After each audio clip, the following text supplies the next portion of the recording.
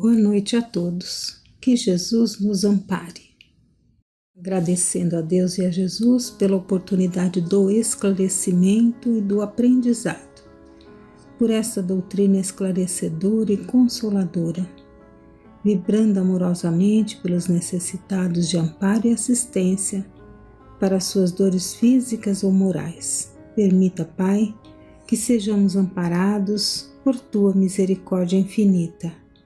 Pai nosso que estás no céu, santificado seja o teu nome.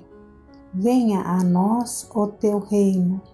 Seja feita a tua vontade, assim na terra como no céu. O pão nosso de cada dia dá-nos hoje. Perdoa as nossas dívidas, assim como perdoamos aos nossos devedores. Não nos deixes cair em tentação e livra-nos do mal. Que assim seja, Pai. Graças a Deus. Deus, em sua infinita bondade e sabedoria, nos permite reviver para chegarmos até Ele. Como nos ensinou Jesus, é preciso nascer de novo para chegarmos ao reino de Deus. Deus nos dá a oportunidade de renascermos quantas vezes se fizerem necessárias. O desenvolvimento da nossa perfectibilidade se dá em nossas inumeráveis reencarnações. Mas, se já reencarnamos inúmeras vezes, por que não nos lembramos de nossas existências passadas? A essa questão, encontramos a resposta no Evangelho segundo o Espiritismo, por Allan Kardec, no capítulo 5, Bem-aventurados os aflitos, item 11, é uma página de Allan Kardec. É em vão que se aponta o esquecimento como um obstáculo ao aproveitamento da experiência das existências anteriores. Se Deus considerou conveniente lançar um véu sobre o passado, é que isso deve ser útil. Com efeito, a lembrança do passado traria inconvenientes muito graves. Em certos casos, poderia humilhar-nos estranhamente, ou então exaltar o nosso orgulho, e por isso mesmo dificultar o exercício de nosso livre-arbítrio. De qualquer maneira, traria perturbações inevitáveis às relações sociais. O espírito renasce frequentemente no mesmo meio em que viveu e se encontra em relação com as mesmas pessoas a fim de reparar o mal que lhes tenha feito. Se nelas reconhecesse as mesmas que havia odiado, talvez o ódio reaparecesse. De qualquer modo, ficaria humilhado perante aquelas pessoas que tivesse ofendido. Deus nos deu para nos melhorarmos justamente o que necessitamos e nos é suficiente: a voz da consciência e as tendências instintivas, e nos tira o que poderia prejudicar-nos. O homem traz ao nascer aquilo que adquiriu. Ele nasce exatamente como se fez. Cada existência é para ele um novo ponto de partida. Pouco lhe importa saber o que foi. Se está sendo punido é porque fez o mal, e suas más tendências atuais indicam o que lhe resta corrigir em si mesmo. É sobre isso que ele deve concentrar toda a sua atenção, pois daquilo que foi completamente corrigido já não restam sinais.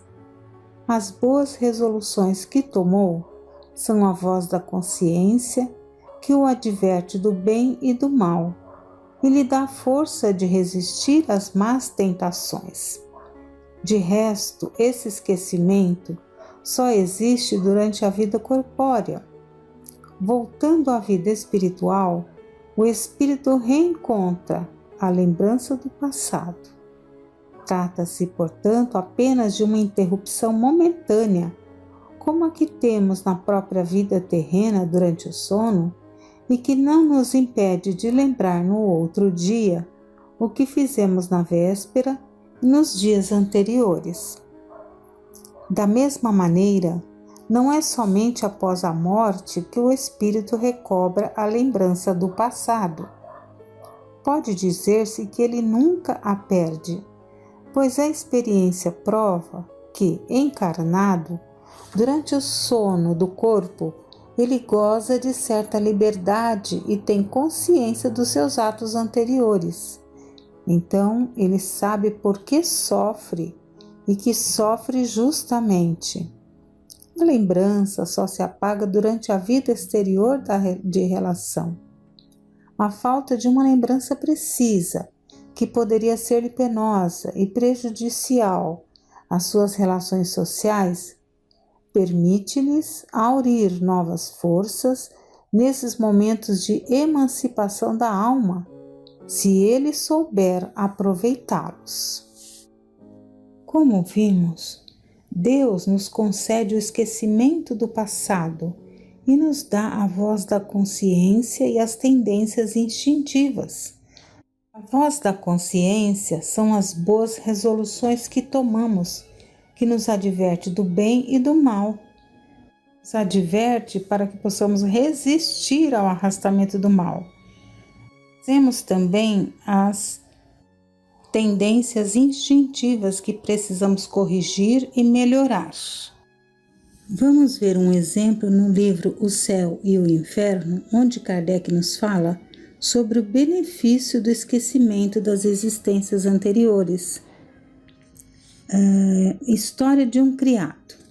Servindo a uma família de alta posição, era um moço cujos traços fisionômicos, cujo ar inteligente surpreendiam por sua distinção. Em suas maneiras nada havia de rústico ou plebeu, e ao mesmo tempo que diligenciava bem servir aos patrões, estava longe de ostentar quaisquer servilismos, bajulações, aliás muito próprios das pessoas que conhecêramos, e porque não ouvíssemos, perguntamos se o haviam despedido. Disseram-nos que tinha ido passar uns dias na sua terra natal e lá falecera.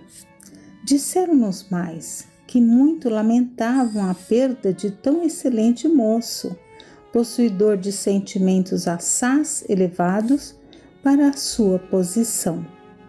Acrescentaram que ele lhes era muito dedicado, dando provas de grande afeição. Mais tarde veio-nos a ideia de evocar esse rapaz, e eis o que nos disse ele. Na penúltima encarnação, havia eu nascido de muito boa família, como se diz na terra, mas cujos bens estavam arruinados pelas prodigalidades de meu pai. Órfão muito criança, um amigo deste recolheu-me e mandou educar-me excelentemente como um filho. Educação essa que me suscitou uma leve vaidade. Meu protetor de então é hoje o Senhor G, ao serviço do qual me conhecestes. É que eu quis expiar o orgulho na última existência, sob a condição de criado, provando ao mesmo tempo a dedicação devida ao meu benfeitor. Cheguei mesmo a salvar-lhe a vida sem que ele o soubesse. Isso constituiu também uma provação da qual saí vitorioso e bastante confortado para me não deixar corromper num meio vicioso. Conservando-me impoluto, a despeito dos maus exemplos, agradeço a Deus a recompensa na felicidade que hoje gozo. Pergunta: em que circunstâncias salvastes a vida do Senhor G? Evitando que fosse esmagado por uma grande árvore enquanto passeava a cavalo. Eu que o seguia só percebi a iminência do perigo e com um grito lancinante fi-lo voltar rápido, enquanto o tronco se abatia. Tem uma nota: o Senhor G, a quem referimos o fato, dele se lembrou perfeitamente. Outra pergunta: Por que desencarnastes tão jovem? Porque Deus julgou suficiente a prova. Vejam que interessante essa questão. Ele desencarnou muito jovem porque ele venceu a prova. E Deus julgou o suficiente. Então ele desencarnou jovem. Outra pergunta. Como pudestes aproveitar essa provação quando não tinhas noção de sua causa anterior? A resposta. Na humildade da minha condição, ainda me restava um instinto daquele orgulho. Fui feliz por tê-lo conseguido domar, tornando proveitosa a provação que, a não ser assim, eu teria de começar. Agora, vejamos aqui atentamente o que ele continuou dizendo. Nos seus momentos de liberdade, o meu espírito se lembrava do que fora, e ao despertar lhe invadia um desejo instintivo de resistir às más tendências. Então, momentos de liberdade a que ele se refere é nos momentos do sono, onde ele via ali a sua necessidade de superar essa má tendência, o orgulho. E ele continua: tive mais mérito lutando assim do que se tivesse a lembrança do passado. Com essa lembrança, o orgulho de outros tempos se teria exaltado, perturbando-me, ao passo que desse modo apenas tive de combater as influências nocivas de minha nova condição. Outra pergunta. De que serviu terdes recebido uma brilhante educação, uma vez que na última encarnação não vos era possível lembrar os conhecimentos adquiridos? Tais conhecimentos, dada a minha ulterior condição, seriam supérfluos. Por isso, ficaram no estado latente para que hoje eu vos reencontrasse. Mas aqueles conhecimentos não me foram de todo inúteis, uma vez que, desenvolvendo-me a inteligência, me incutiram predileção instintiva pelas coisas elevadas e repugnância pelos baixos e ignóbeis exemplos que tinha à vista. Sem aquela educação, eu não passaria de um criado. Outra observação interessante podemos aqui fazer.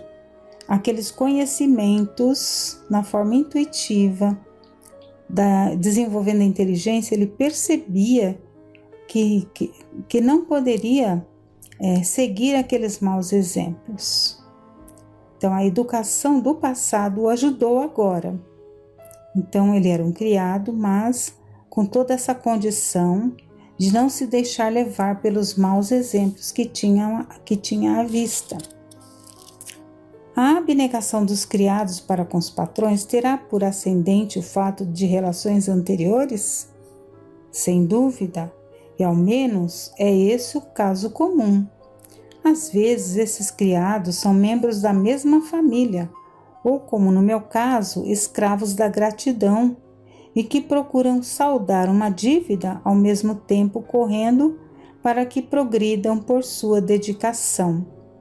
Vós não compreendeis todos os efeitos da simpatia que a anterioridade das relações produz aí no mundo. A morte, em absoluto, não interrompe essas relações, que podem perpetuar-se por séculos e séculos. Então, aquela gratidão que ele tinha, como ele tratava bem ali, servia bem aos patrões, ele estava ali demonstrando essa gratidão através das atitudes para com eles. E isso foi percebido, porque criou-se ali uma afeição, perceberam que ele ele dava provas de grande afeição. Por que são hoje tão raros esses exemplos de dedicação? Acusai a afeição egoística e orgulhosa do vosso século, agravada ainda pela incredulidade das ideias materialistas. A verdadeira fé antepõe-se presentemente à cobiça, à avidez do ganho, em detrimento da abnegação. Induzindo os homens à verdade, o Espiritismo fará reviver igualmente as virtudes esquecidas. Agora temos as notas, as observações. Nada melhor do que este exemplo para evidenciar o benefício do esquecimento em relação às existências anteriores. Se G tivesse ciência do que havia dito ao seu criado, ficaria para com ele numa posição embaraçosa, nem o conservaria como criado, obstando, por conseguinte, a uma aprovação proveitosa para ambos.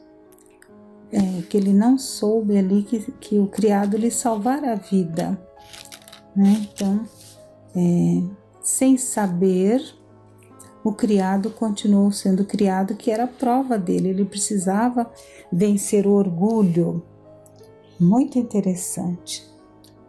Nascer, viver, morrer, renascer ainda e progredir sempre, tal é a lei. Essa legenda inesquecível de Allan Kardec. E para esse progresso, né, coloquemos a alavanca da vontade na busca desse desenvolvimento do nosso potencial divino. É pela vontade que poderemos pôr em movimento as potências internas e as orientaremos para um ideal elevado, porque o princípio da elevação está na vontade. É preciso da vontade, essa alavanca do espírito. Existem em nós forças e energias ocultas.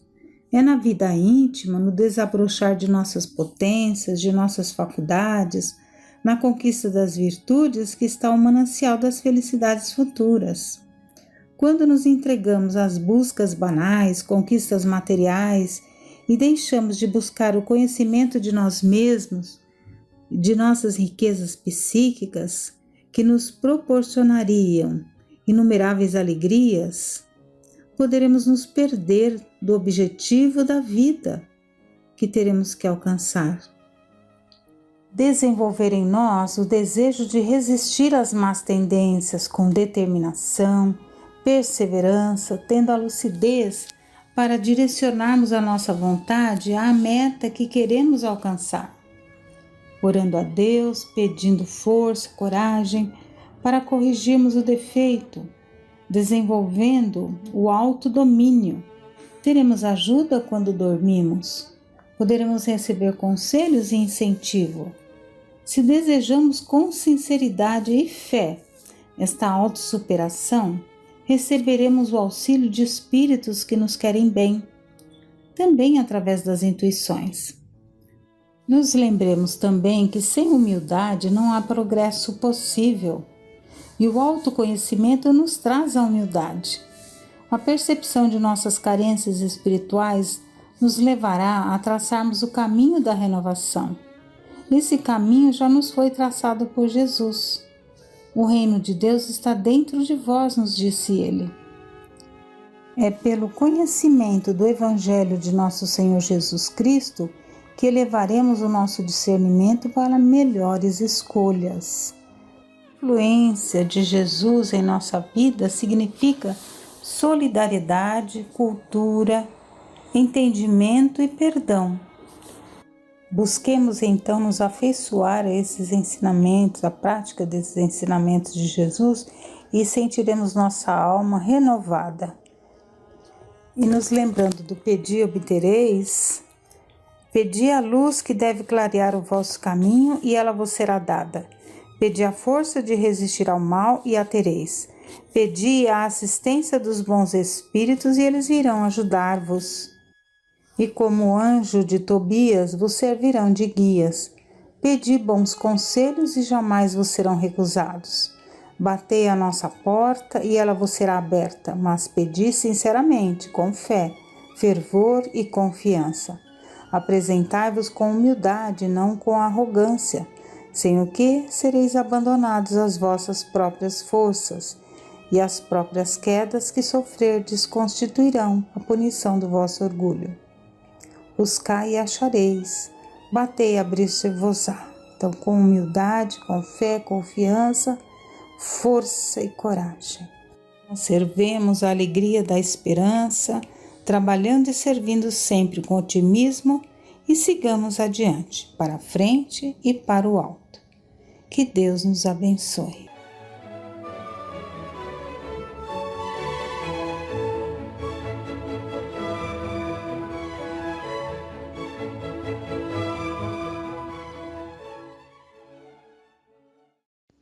Boa noite a todos.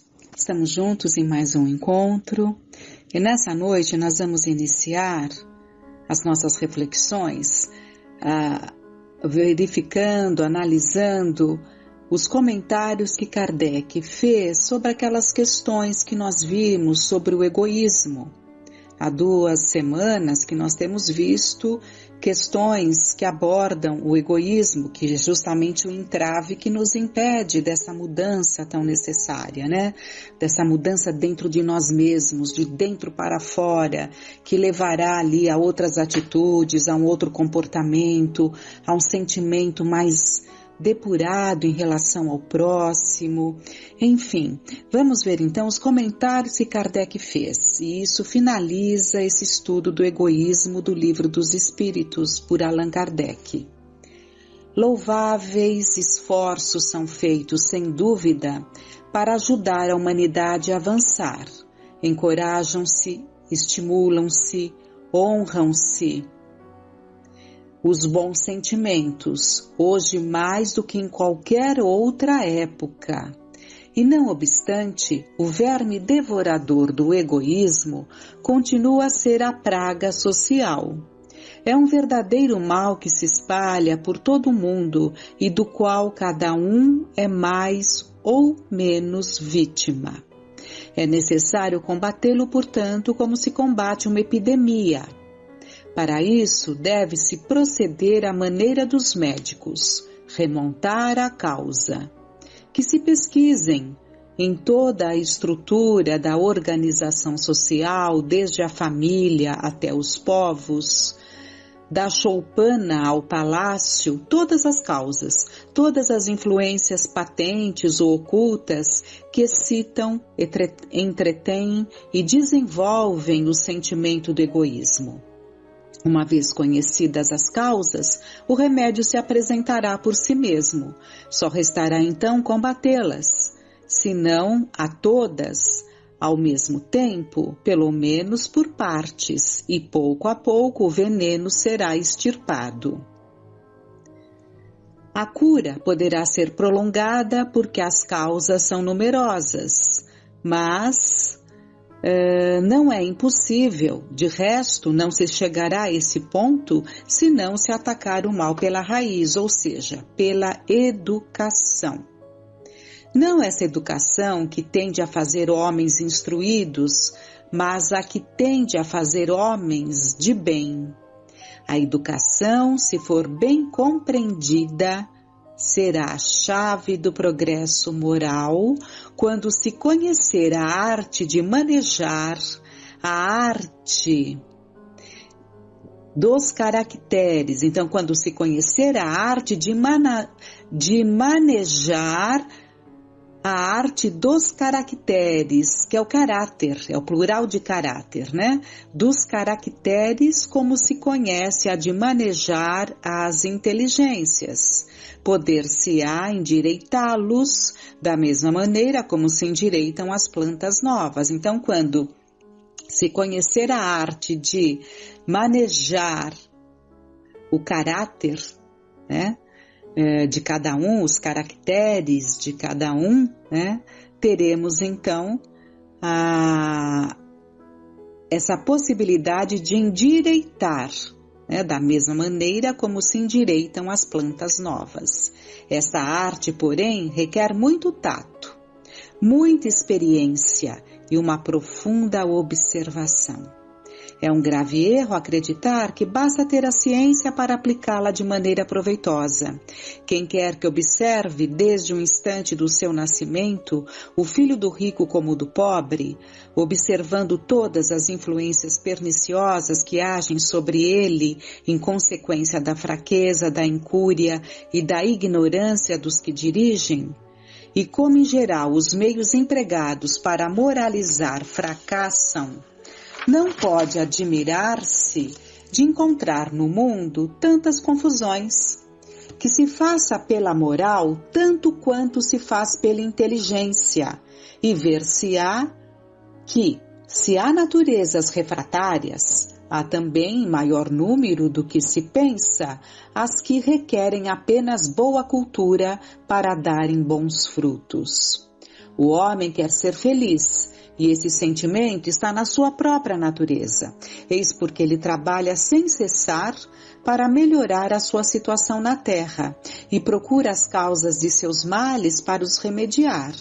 Quando compreender bem que o egoísmo é uma destas causas, aquela que engendra o orgulho, a ambição, a cupidez, a inveja, o ódio, o ciúme, dos quais a todo momento ele é vítima, que leva à perturbação a todas as relações sociais, provoca as dissensões, destrói a confiança, obrigando-o a se manter constantemente numa atitude de defesa em face do seu vizinho e que, enfim, do amigo faz um inimigo, então ele compreenderá também que esse vício é incompatível com a sua própria felicidade. Acrescentaremos, diz Kardec, que é incompatível com a sua própria segurança. Dessa maneira, quanto mais sofrer, mais sentirá a necessidade de o combater, como combate a peste, os animais daninhos e todos os outros flagelos. A isso será solicitado pelo seu próprio interesse. Então ele mesmo perceberá o interesse de vencer o egoísmo, garantindo a sua própria felicidade e a sua própria segurança, como vimos aqui. O egoísmo é a fonte de todos os vícios, como a caridade é a fonte de todas as virtudes. Destruir um e desenvolver a outra, quer dizer, destruir o egoísmo e desenvolver a caridade, deve ser o alvo de todos os esforços do homem, se ele deseja assegurar a sua felicidade neste mundo, tanto quanto no futuro. E vamos então, tendo como base esse entendimento, vamos buscar agora no capítulo 6 do livro No Rumo do Mundo de Regeneração, alguns apontamentos para a gente refletir um pouco. Deveríamos visitar um hospital público que se preparara para receber os pacientes vitimados pelo novo coronavírus. Então aqui é a equipe da qual Miranda faz parte, né, que estavam ali preparados para visitar um hospital que fazia parte da programação deles. Os maiores cuidados haviam sido dedicados à área das UTIs, devidamente munidas com os aparelhos respiratórios. Havia uma dolorosa expectativa no ambiente. A preocupação em separar os portadores da pandemia dos demais pacientes criaram um ambiente de receios injustificados. Tanto os médicos, qual ocorria com os enfermeiros, mantinham-se em cautela e muita vigilância, a fim de evitarem ser contaminados. A movimentação era expressiva, vale dizer, de encarnados, assim como de desencarnados. Pais, familiares e outros aflitos acorreram do mundo espiritual para visitar os parentes que se encontravam sob suspeita, aguardando o resultado dos exames a que foram submetidos. Interessante que nós sempre aprendemos na doutrina que os nossos parentes, nossos afetos queridos que estão do lado de lá, eles não detêm o conhecimento da nossa programação, do que está por acontecer. Eles pressentem um momento delicado e acorrem, e vêm ao nosso encontro, mas sem conhecer o desfecho daquela situação. Então, continuando. Concomitantemente, espíritos sofredores buscavam inquietos as pessoas amadas sem conhecimento real do seu estado. Havia também a presença de vampirizadores do além em processos de lamentáveis obsessões, como já vimos em vários encontros, né, sobre esses processos de vampirização que se dão, né, nas obsessões, e muitos tipos de obsessões. O irmão Spinelli informou-nos que aquele seria o laboratório para as nossas experiências transcendentais e concitou-nos a orar na sala do diretor, de modo que deveriam espalhar-se as vibrações de bem-estar que pudéssemos produzir. Recolhemo-nos interiormente, rogando ao médico sublime misericórdia e proteção. Terminada a prece, saímos em grupo e acompanhamos uma jovem auxiliar de enfermagem que conduzia o resultado dos exames que chegavam do laboratório governamental. Havia tristeza e ansiedade no seu semblante, e ao entregar o documento ao diretor do hospital, afastou-se, enquanto ele tomava conhecimento da ocorrência grave, esperada e, ao mesmo tempo, desagradável. Dos 3 exames de pacientes que se haviam internado antes, 8 eram positivos para a Covid-19. A notícia espalhou-se como um rastilho de pólvora, procurando-se de imediato a retirada de alguns pacientes da enfermaria em que se encontravam e conduzi-los para a sala reservada especialmente para virose temível. Uma dama de 30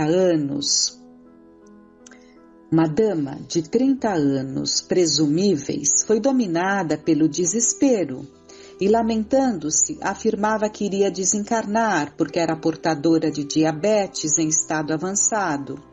Então eu estou buscando fazer essa leitura em detalhes do capítulo, porque se foi colocado aqui pelo Manuel Filomeno de Miranda é porque trazem para nós conhecimento, sem dúvida nenhuma, alertas, ensinamentos.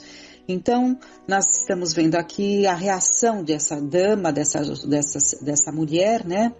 E tudo isso serve para o nosso aprendizado.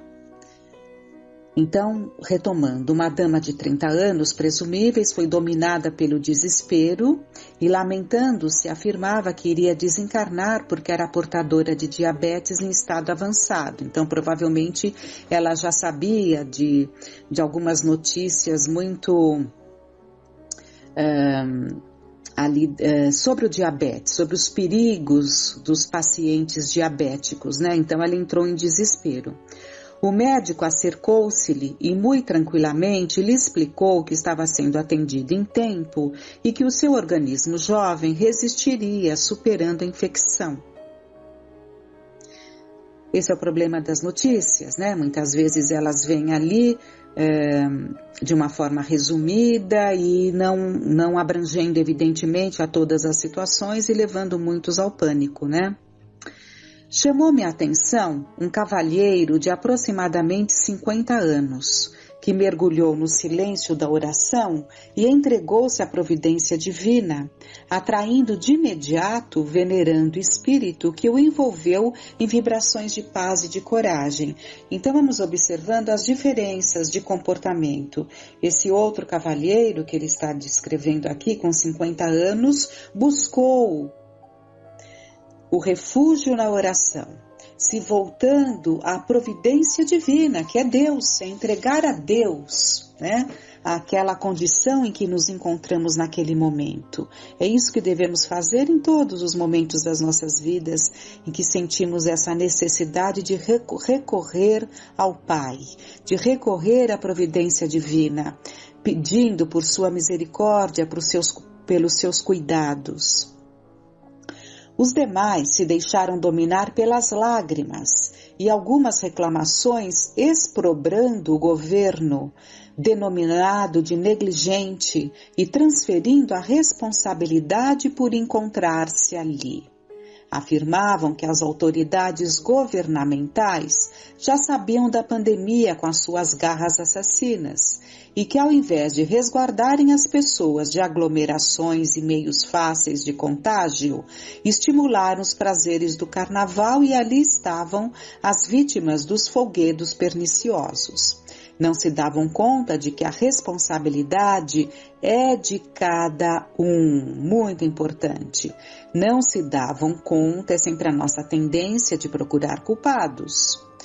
Não se davam conta que a responsabilidade é de cada um, porquanto todos estamos conscientes do perigo de contágio de enfermidade de tal porte, desde antes do carnaval anunciada. Sucede que os prazeres servis ainda merecem mais atenção do que os deveres austeros, e o conceito infeliz de muitos latino-americanos de que neles nada pega, como se fossem constituídos de matéria especial. Então, se há comportamentos de aproveitamento, de interesses econômicos em certas festividades, há, por outro lado, o nosso livre-arbítrio. O nosso discernimento de percebermos o que convém e o que não convém. Então, é como foi dito aqui, todos sabiam, antes do carnaval, dos perigos a que estaríamos nos expondo, buscando aglomerações. Isso é ponto. Então, é uma responsabilidade de cada um. Isso é fato, aliás. Alastrava-se a doença depuradora da sociedade em todo o mundo, e no Brasil começava com fome cruel, encontrando a cultura leviana de muitos e a falta de compromisso com a vida. Aqui é um ponto muito, muito importante, delicado, que vale a pena buscar o texto, refletir, porque ele coloca aqui que no Brasil começava com a fome cruel, encontrando a cultura leviana de muitos e a falta de compromisso com a vida. Então, excetuando os descuidos, excetuando a insensibilidade, a crueldade por parte dos governos que temos tido, em que deixam ali a miséria crescer cada vez mais, é importante também que vejamos que existe uma cultura leviana de muitos e a falta de compromisso com a vida. O que eu entendo que ele quer colocar? Que há muitos que se encontram num estado de penúria, de grandes proporções, até proporções assustadoras, por uma cultura de entrega, uma cultura leviana, uma cultura de não buscar os recursos necessários para a sobrevivência, não movimentar-se para buscar melhorar ali a sua situação, né? Um descompromisso com a vida. Um descompromisso com a vida faz com que muitos vão tocando a vida de uma forma, aquele pequeno alimento de cada dia, conseguiu aquele pequeno alimento e assim vão. Dentro deste processo que se aguarda que venha do céu caindo ali aquele alimento que lhe dará mais um dia de vida. Mas ele coloca que é uma cultura leviana e uma falta de compromisso com a vida, porque cabe a cada um de nós, seja em que situações forem, nos movimentarmos para suprir as nossas necessidades, para tornarmos os nossos dias mais dignos. Então vale a pena uma reflexão nesse sentido. No gabinete do diretor, diversos médicos discutiam a respeito de qual a terapêutica melhor recomendada para os pacientes inseguros. Discussões politiqueiras de baixo nível esqueciam as vidas humanas para cuidar dos seus interesses mesquinhos e venais. Venais, na linguagem figurada, que se aceita suborno, subornável, então esses interesses mesquinhos e venais que trariam dinheiro, né? Trariam ali dinheiro, sim, né? Interesses para aqueles que estão cuidando desta parte. E se mantinham essas discussões politiqueiras. Alguns desses esculápios, que já vinham aplicando medicamentos que deram bons resultados nos casos da Espanha e da Itália, consumidas pelo surto feroz, deixavam de lado as brigas e ofensas políticas para encontrar uma solução de emergência, enquanto os laboratórios do mundo trabalhavam na produção da vacina salvadora. O tempo está se esgotando, nós daremos continuidade, mas ficam essas ideias, ficam essas reflexões para que sirvam, né, para as nossas reflexões, para o nosso entendimento, para o nosso crescimento. E com que objetivo? Nos colocarmos em melhor condição, né? Melhorarmos a nossa condição, fazermos por onde, junto da família, junto de quem nós estivermos por perto, com condições de auxílio, tentarmos melhorar este quadro em que nos encontramos. E para isso precisamos, lembrando sempre o exemplo daquele moço, daquele senhor que buscou a providência divina. E é isso que nós devemos fazer em nossas vidas, no nosso dia a dia. Buscarmos a providência divina, pedindo o socorro, a misericórdia e a força para sabermos lidar com as situações que a vida tem nos trazido. Com muita confiança, com muita gratidão no coração. Tenhamos uma